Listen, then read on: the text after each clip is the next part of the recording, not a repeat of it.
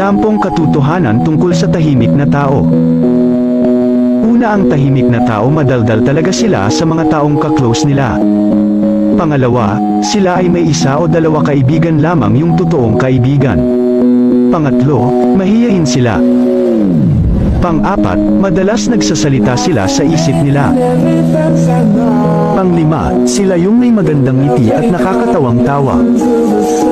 Pang-6, sila ay may tapat sa kanilang karelasyon. Pang-7, sila ay mapagmatiyag sa lahat ng sitwasyon. Pang-8, tahimik sila pero malademonyo sila magalit, kaya wag mo silang gagalitan.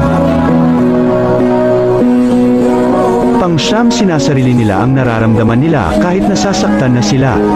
Pang-10, pag sila nakilala mo ng lubesan at maging komportable sila sa'yo, doon nila ipapakita ang totoong sila.